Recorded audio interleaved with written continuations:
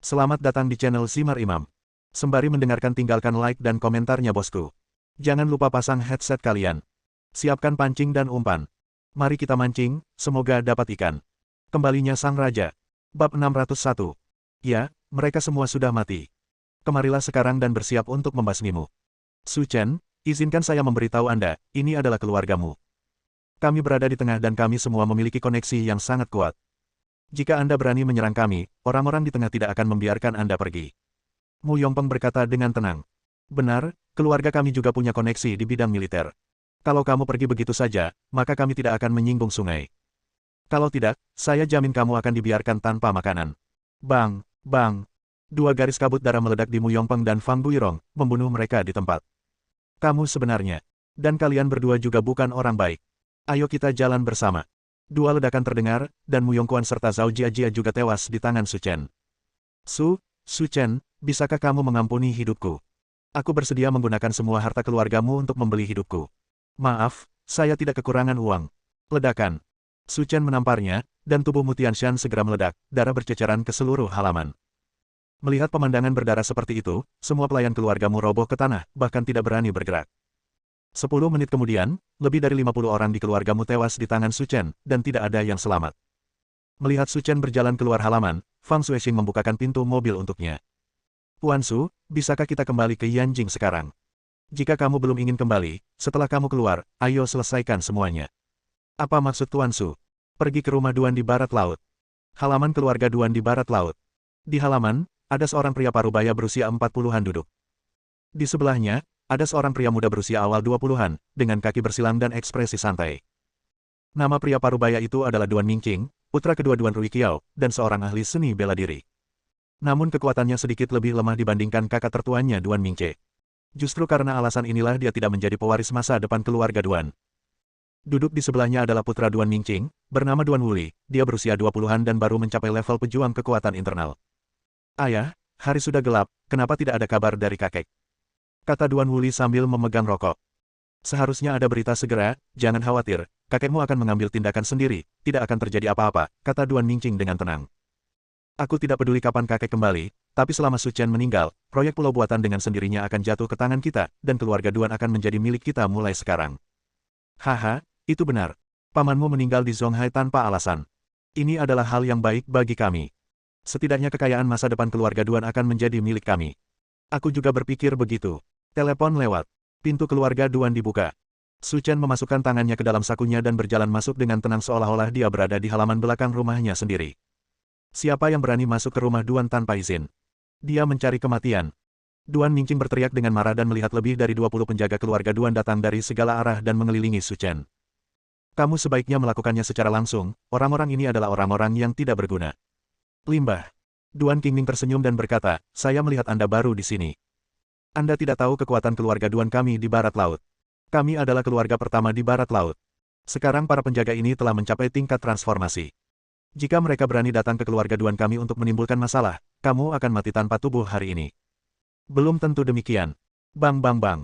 Ledakan terdengar satu demi satu, tetapi Su Chen tidak melihat gerakan apapun. Sebaliknya, dia melihat garis-garis kabut darah meledak dari peti lebih dari 20 penjaga, tergeletak di tanah berputar-putar. Mati total. Bagaimana bisa? Ayah dan anak keluarga Duan saling memandang. Su Chen di depan mereka memberi mereka aura berbahaya, membuat mereka takut untuk mendekat dengan mudah. Siapa kamu? Kami tidak punya keluhan. Mengapa kamu datang ke keluarga Duan saya untuk menimbulkan masalah? Karena bajingan tua Duan Ruiqiao itu telah menyinggung perasaanku, tentu saja aku akan datang untuk menyelesaikan masalah ini denganmu.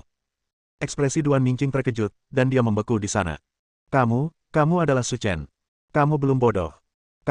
Bukankah kamu di Zonghai? Kenapa kamu lari ke barat laut? Tentu saja aku di sini untuk membunuh. Tidak, jangan bunuh aku. Aku belum mau membunuhku. Aku tahu itu salah. Jangan bunuh aku. Jika meminta maaf membantu, mengapa aku ada di sini? Ah. Di tengah ledakan jeritan, lebih dari 80 orang dari keluarga Duan, keluarga terbesar di barat laut, semuanya tewas di tangan Su Chen. Tidak ada yang selamat. Ketika Su Chen kembali ke mobil, Fang Xuexing hendak pergi. Namun secara tidak sengaja, saya melihat darah merembes keluar dari pintu, dan saya merasa ngeri. Gunung mayat dan lautan darah macam apa yang harus dilalui seseorang untuk membunuh dengan begitu tenang. Puan Su, ini sudah jam 11 malam.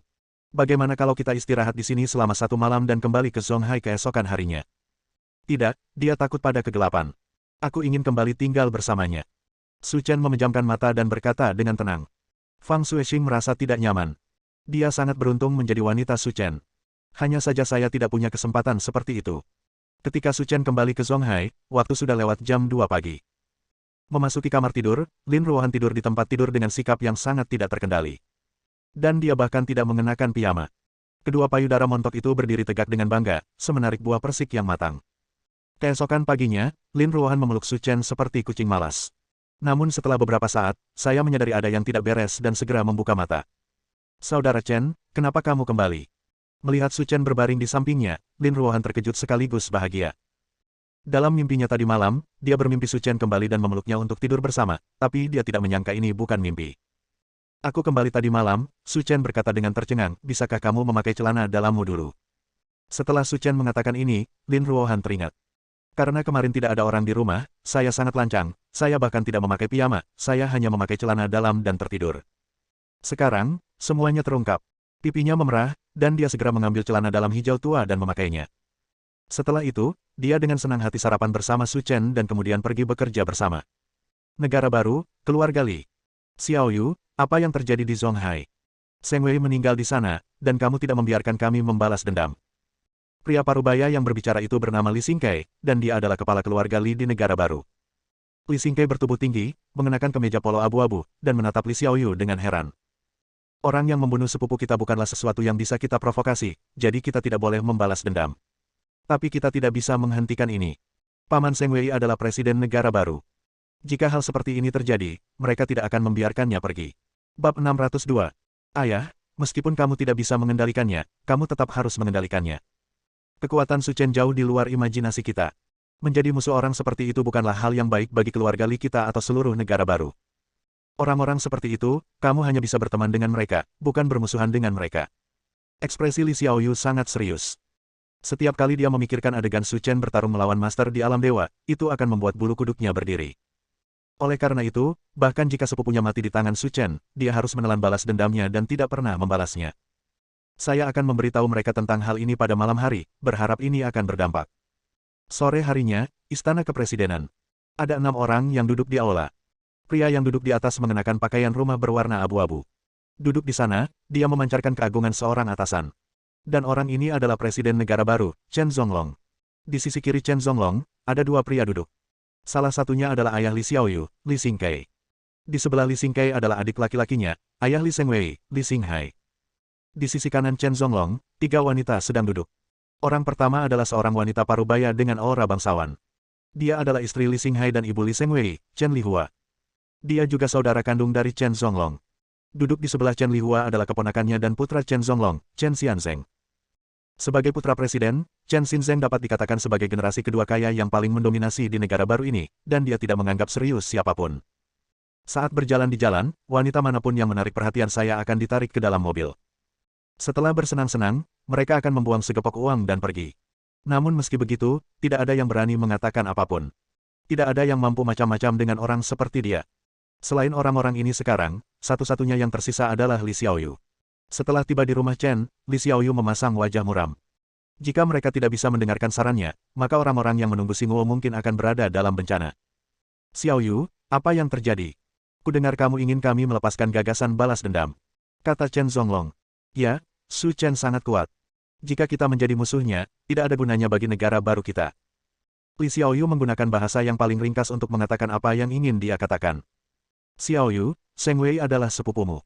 Apa yang kamu pikirkan tentang meminta kami berhenti membalas dendam sekarang? Ayah Li Seng Wei, Li Xinghaidao. Paman kedua, Seng Wei dan saya tumbuh bersama. Hubungan kami lebih dekat daripada siapapun.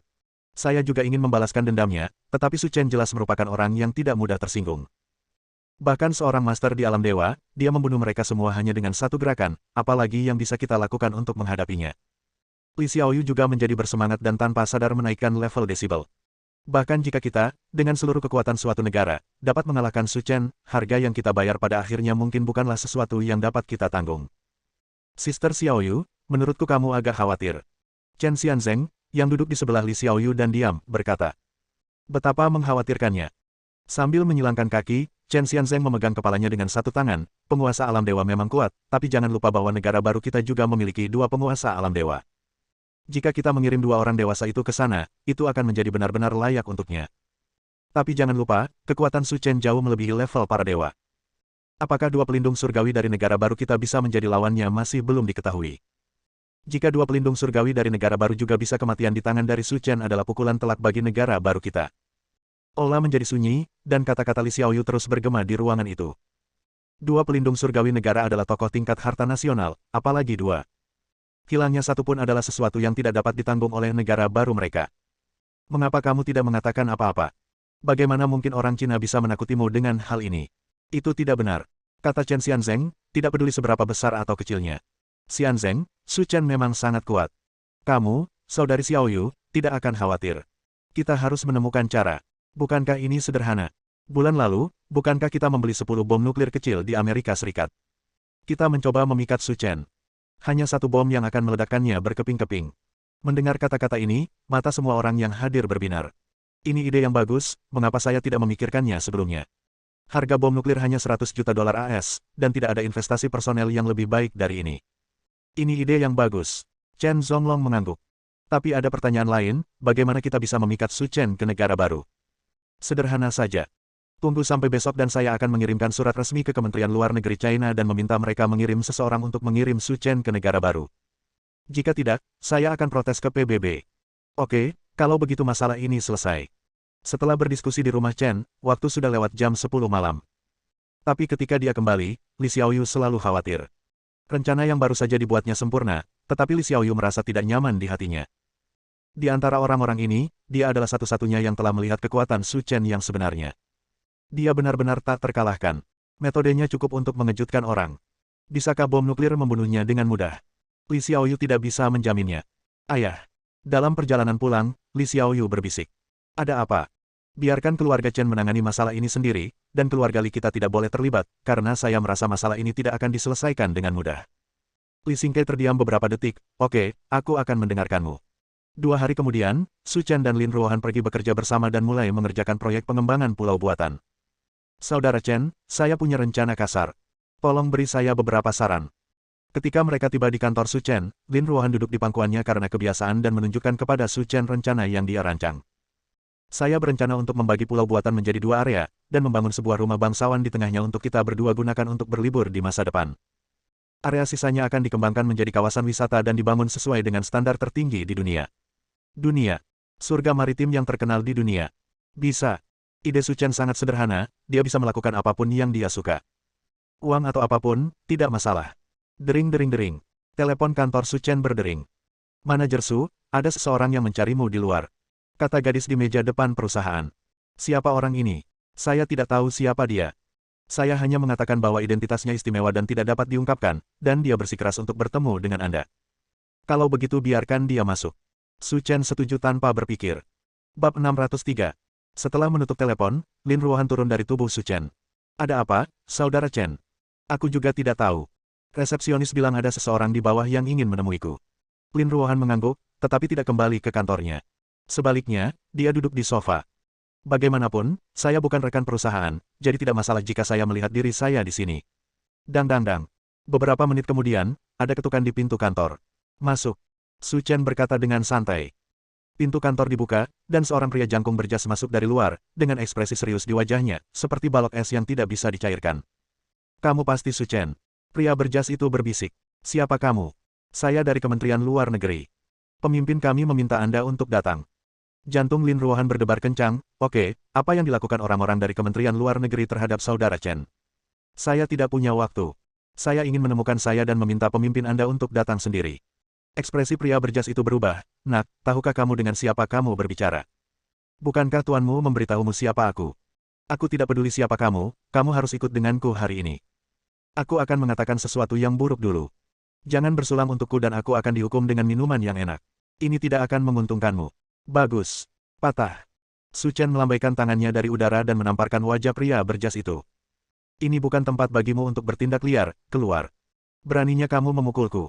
Pria berjas itu roboh ke tanah dengan ekspresi ngeri, saya pejabat negara. Bahkan jika tuanmu ada di sini, aku masih berani bertarung. Kamu pikir kamu ini siapa? Saudara Chen, tenanglah. Melihat ada yang tidak beres, Lin Ruohan segera datang untuk menghiburnya. Status pihak lain itu spesial, jadi jika tidak perlu, Anda harus berbaik hati. Nak, tunggu saja aku. Saat pemimpinku datang, kamu akan punya sesuatu untuk dilihat. Gulungan. Pria berjas itu pergi dengan putus asa. Ia juga seorang seniman bela diri, tetapi hanya pada tingkat transformasi. Tamparan barusan membuatnya tahu dengan jelas bahwa pria di depannya bukanlah seseorang yang bisa dia ganggu. Anda harus menghubungi instruktur Anda untuk menyelesaikan masalah. Setelah pria berjas itu pergi, Lin Ruohan berdiri di samping Su Chen. Saudara Chen, oke, apa yang dicari orang-orang dari Kementerian Luar Negeri untuk Anda? Saya juga bingung. Saya tidak memiliki kontak dengan mereka. Secara logika, mereka tidak dapat ditemukan di kepala saya. Saudara Chen, apakah mereka memiliki sesuatu yang penting untuk ditanyakan padamu? Terserah, tidak perlu memperhatikan mereka. Su Chen berkata dengan acuh tak acuh. Saya tahu, Saudara Chen. 1 jam kemudian, telepon kantor berdering lagi. Manajer Su, seseorang mencarimu lagi, tetapi mereka masih belum mengidentifikasi dirinya. Tidak apa-apa, biarkan dia masuk. Kata Su Chen. Saya mengerti, Manajer Su. Saudara Chen, apakah pihak lain ada di sini? Lin Ruohan bertanya. Yah, hampir sama. 10 menit kemudian, ada ketukan di pintu kantor, dan seorang pria parubaya bertubuh sedang masuk. Mengenakan kacamata tebal, tersenyum polos, dan terlihat tidak berbahaya. Apakah kamu mencariku? Su Chen berkata dengan tenang. Tuan Su, izinkan saya memperkenalkan diri terlebih dahulu. Saya pejabat senior di Kementerian Luar Negeri kita. Nama saya Cao Mengde. Yang terjadi barusan adalah karena bawahan saya kasar. Saya di sini untuk membantu Anda. Sudut mulut Lin Ruohan bergerak-gerak, apa yang sebenarnya dilakukan Saudara Chen? Bahkan pejabat senior Kementerian Luar Negeri pun bersikap seperti ini terhadapnya. Berhenti bicara omong kosong, apa yang kamu inginkan dariku? Su Chen bertanya langsung pada intinya. Tuan Su, sesuatu yang besar telah terjadi. Cao Mengde berkata dengan panik. Ada apa? Kemarin, Kedutaan Besar Xinguo mengirimkan surat resmi yang mengatakan bahwa Anda membunuh keponakan presiden mereka dan meminta kami membawa Anda ke Xinguo. Jika tidak, masalah ini akan dilaporkan ke PBB. Su Chen dan Lin Ruohan sama-sama tampak curiga. Setelah berpikir sebentar, saya teringat apa yang sedang terjadi. Li Zhengwei, yang dibunuh olehnya sebelumnya, pasti keponakan presiden mereka. Lalu apa tujuan kedatanganmu ke sini? Apakah kamu di sini hanya untuk memberitahuku? Benar. Kami berusaha semaksimal mungkin untuk menekan masalah ini, jadi saya harap Tuan Su tidak melakukan tindakan berlebihan di masa mendatang. Jika tidak, pekerjaan kami akan sangat sulit. Cao Mengde berkata dengan sangat tulus. Terjadi keheningan selama beberapa detik, dan suasana di kantor sangat menyedihkan. Jantung Cao Mengde berdebar kencang, dan dia menunggu jawaban Su Chen dengan kesakitan. Efisiensi kerjamu terlalu rendah. Sebaiknya aku menangani sendiri masalah ini. Apa? Tuan Su ingin pergi ke sana sendiri. Cao Mengde bingung, dia tidak menyangka dia akan mengatakan hal seperti itu. Ya, Su Chen mengangguk. Itu hanya efek proyektil, tapi berani melompat ke kepala Anda hingga menimbulkan masalah. Sepertinya Anda harus memberitahu mereka bahwa langit sedang tinggi. Menurutmu apa yang dipikirkan Tuan Su? Sederhana sekali. Bukankah mereka ingin aku pergi? Lalu aku akan menuruti keinginan mereka. Serahkan saja aku. Selebihnya akan aku tangani sendiri. Tuan Su, jika Anda pergi ke sana sendirian, Anda akan berada dalam bahaya. Meskipun dia belum pernah berhubungan dengan Su Chen sebelumnya, Cao Mengde juga belajar banyak dari mulut brigade pengawal. Pria di depanku memiliki energi yang sebanding dengan senjata nuklir. Bagi Tiongkok, posisi ini sangat penting. Tidak boleh ada kesalahan. Saya bahkan tidak memperhatikan Amerika Serikat. Ini hanyalah negara baru. Menurut Anda seberapa kuat negara tersebut? Tuan Su, saya tidak bisa mengambil keputusan mengenai masalah ini. Saya harus membicarakannya dengan atasan saya. Teruskan. Baiklah, kalau begitu saya tidak akan mengganggu Tuan Su di sini. Setelah Cao Mengde pergi, Lin Ruohan datang dan berkata, Saudara Chen, apakah kamu akan pergi ke negara baru? Yah, kita harus membasminya, jika tidak maka akan merepotkan di masa depan. Tapi mereka jelas tidak punya niat baik. Apa yang kamu takutkan? Ini hanya negara kecil. Lin Ruohan tidak mengatakan apa-apa, dia mengenal Su Chen. Saya tidak akan pernah melakukan apapun yang saya tidak yakin. Kudengar Selandia Baru adalah negara wisata yang sangat terkenal. Maukah kamu ikut denganku? Setelah urusan kita selesai, kita bisa pergi ke sana untuk bersenang-senang. Ya baiklah. Tentu saja, Su Chen menerima telepon dari Cao Mengde pada sore hari. Dia mengatakan bahwa para pemimpin atasan menyetujui permintaannya dan berencana mengirim Su Chen ke sana bersamanya dalam waktu dekat. Saudara Chen, apakah saya perlu menyiapkan sesuatu? Lin Ruohan berkata dengan gugup. Kami baru saja keluar untuk bersenang-senang, kenapa kamu terlihat seperti ini? Su Chen berkata dengan ekspresi tercengang. Tetapi jika orang-orang dari Xinguo ingin menangkapmu, saya akan gugup. Setelah menyentuh kepala Lin Ruohan, Su Chen tersenyum dan berkata, "Jangan gugup. Bawalah beberapa pakaian dan kosmetik. Ayo pergi. Tidak ada bedanya dengan jalan-jalan." "Saya tahu, Saudara Chen." Siang hari berikutnya, Su Chen dan Lin Ruohan tiba di Xingguo di bawah pengaturan Cao Mengde. Melihat keadaan mereka berdua, Cao Mengde terlihat bingung. "Kenapa kamu tidak gugup sama sekali?" Melihat postur ini, sepertinya dia ada di sini untuk jalan-jalan. Bab 604. Tuan Su, apakah kamu tidak gugup sama sekali?" Cao Mengde bertanya ragu-ragu. "Apa yang membuatmu gugup?" Su Chen bertanya. "Apa yang akan Anda hadapi adalah sanksi dari seluruh negara baru. Di mataku, meskipun pihak lain adalah Xingguo, dia tidak berbeda dengan pengawalmu yang tidak berguna." Cao Mengde menyeka keringat dingin di dahinya dan tidak tahu harus berkata apa. "Saya benar-benar tidak tahu bagaimana menjawab panggilan itu." Setelah turun dari pesawat, Cao Mengde berkata, "Puan Su, kami telah mengatur wisma di kedutaan. Saya akan mengantar Anda ke sana sekarang. Saya akan mengirim Anda ke sana besok." "Tidak, aku tidak bisa terbiasa tinggal di wisma, jadi sebaiknya aku mencari tempat sendiri." "Tentukan waktu besok dan cari tempat untuk berkumpul." Cao Mengde terlihat sedikit malu, tapi dia tidak mengatakan apapun dan langsung menyetujuinya. "Puan Su, saya telah ke Xingguo beberapa kali. Kemanapun Anda ingin pergi, saya akan mengantar Anda ke sana." "Tidak, aku sudah mengatur orangnya. Kamu bisa pergi dan melakukan pekerjaanmu." "Oh, baiklah, jika Tuan Su memerlukan bantuan apapun, beritahu saya kapan saja." "Bagus." Setelah meninggalkan bandara, saya melihat sedan Mercedes-Benz hitam diparkir di luar. Leluhur Xuan Yuan sedang menunggu di sana, mengenakan pakaian kasual biasa. Meskipun saya datang ke sini untuk jalan-jalan, saya masih memiliki beberapa hal lain yang harus diselesaikan dengan Xingguo. Pada saat itu, Lin Ruohan tidak bisa dibawa bersamanya, jadi Su Chen mengirim Patriark Xuan Yuan untuk bertindak sebagai pengemudi dan pengawal. Melihat seluruh Tiongkok, dan bahkan dunia, Su Chen mungkin satu-satunya yang berani menggunakan Master Setengah Dewa sebagai pengemudi. "Tuan, Nyonya." Melihat Su Chen dan Lin Ruohan, Patriark Xuan Yuan berkata dengan hormat. Su Chen baik-baik saja, dia sudah lama terbiasa. Tapi Lin Ruohan sedikit pendiam. Tidak ada yang pernah memanggilnya seperti itu sejak dia masih kecil. "Apakah hotelnya sudah dipesan?" "Sudah dipesan, aku akan mengantarmu ke sana sekarang." "Bagus." Sebagai hotel termewah di Selandia Baru, Sands Hotel memiliki reputasi tinggi di seluruh dunia. Tapi di sini, Anda bisa melihat orang Tionghoa di mana-mana. Sekalipun Anda tinggal di sini, Anda tidak akan merasa seperti negara asing. Setengah jam kemudian, mereka bertiga tiba di Sands Hotel. "Apakah ada kamar presidensial?" Su Chen bertanya. "Baik, Tuan." Jawab resepsionis cantik itu dengan sopan. "Aku ingin 2 kamar. Memesan 2 kamar, satu untuk saya dan Lin Ruohan, dan sisanya untuk Patriark Xuan Yuan." "Baik, mohon tunggu sebentar, Tuan." Setelah mengambil kartu kamar, mereka bertiga memasuki kamar masing-masing. Melihat dekorasi interior dengan gaya berbeda, Lin Ruohan menarik napas dalam-dalam dan merasa sangat santai. "Saudara Chen, ini masih pagi. Ada pantai di depan hotel. Ayo jalan-jalan." "Bagus." Kemudian, Lin Ruohan berganti pakaian santai, celana pendek denim biru, yang hanya bisa menutupi bokongnya, dan kakinya yang ramping terlihat, seperti karya seni yang sangat indah. Di bagian atas, gaun Lin Ruohan juga sangat sederhana dan sederhana. Ia mengenakan setengah lengan Nike berwarna putih dan terlihat murni dan murni, seperti seorang mahasiswa yang baru saja lulus, segar dan cantik. Sambil memegang lengan Su Chen, keduanya tiba di pantai. Lin Ruohan melepas sandalnya dan berjalan di pantai yang lembut, menikmati kenyamanan yang langka. Awalnya, Lin Ruohan ingin turun dengan pakaian renangnya, tapi dia tidak bisa lulus ujiannya sendiri. Di depan Su Chen, dia malu memakainya, tetapi di depan orang lain, dia malu. Setelah berbelanja sebentar, keduanya menyewa 2 tempat tidur pantai dan bersiap memanfaatkan sisa kehangatan dan berjemur di bawah sinar matahari. "Saudara Chen, lihat, ada begitu banyak orang Tionghoa di sini. Jika Anda tidak mengetahuinya, Anda akan mengira mereka ada di Tiongkok. Sebenarnya, lebih dari separuh penduduk di negara baru ini adalah orang Tionghoa, jadi tidak banyak perbedaan antara di sini dan di negara ini. Itu bagus. Dengan lebih banyak orang Tiongkok, kami tidak akan takut diintimidasi. Ibu, kamu mungkin tidak mengetahui sesuatu. Di negara baru, ada sebuah organisasi bernama Masyarakat Qinglong. Dikatakan bahwa organisasi tersebut telah didirikan selama lebih dari 100 tahun, dan tujuan dari Masyarakat Qinglong adalah untuk melindungi keselamatan dari orang Tiongkok." Penatua Xuan Yuanzu berkata sambil tersenyum.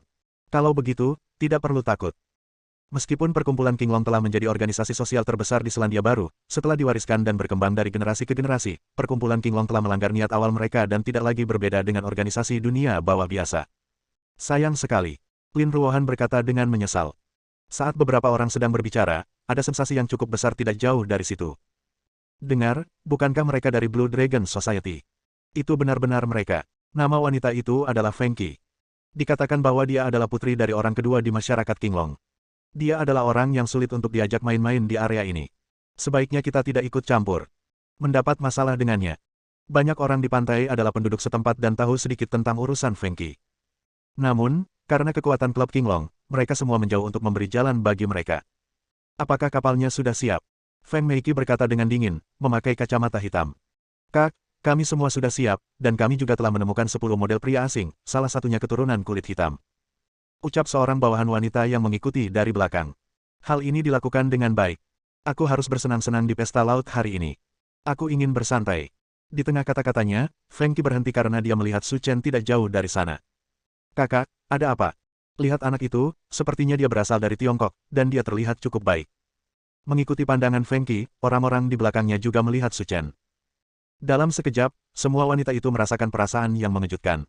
Ini sangat tampan. Kamu bisa mendapatkan apapun yang kamu mau. Pergi dan katakan padanya bahwa dia akan menjadi bagian dari pesta di laut malam ini. Aku tahu, kakak perempuan tertua, aku akan segera melakukannya. Su Chen dan Lin Ruohan sedang berjemur di bawah sinar matahari ketika mereka tiba-tiba menyadari bahwa sinar matahari di depan mereka terhalang. Ketika saya melepas kacamata hitam saya melihat bahwa dia adalah seorang wanita berkulit gelap. Tuan, kami akan mengadakan pesta di luar negeri. Nyonya kami ingin mengundang Anda untuk bergabung dengan kami. Ikutlah dengan kami. Keluar dari sini. Su Chen berbisik, merasa wanita di depannya tampak terbelakang mental. Nak, apa yang kamu bicarakan? Jika kamu berani menolak ajakan bos kami Feng, apakah kamu tidak ingin hidup lagi? Ayo kita lakukan. Ya, Tuan. Sebagai tanggapan, Patriark Xuan Yuan melangkah keluar, bergegas menuju wanita itu, dan menamparkan wajahnya. Ah! Jeritan itu datang, dan wanita itu terbang mundur, muntah darah, dan pingsan. Ini, apakah anak ini gila? Dia berani mengalahkan orang-orang Feng Qi. Orang ini baru, kan? Bersambung.